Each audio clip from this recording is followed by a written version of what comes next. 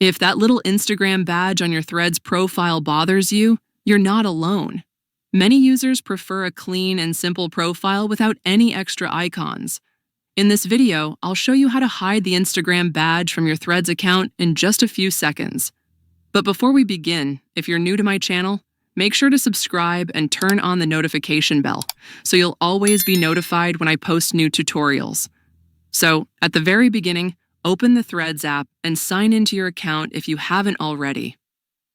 Once you're in Threads, in the bottom right corner of the screen, you'll see the profile icon. Tap on it, and it will take you to your profile page.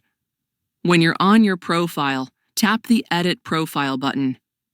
Once you've done that, you'll see several options for editing your profile, including your name, bio, links, and of course, the Instagram badge.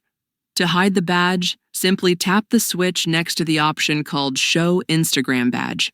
Right after you turn it off, tap Done in the top right corner of the screen to save the changes. Once you've done that, you'll see that the Instagram badge has disappeared from your Threads profile, leaving it clean and minimal, just the way you want it.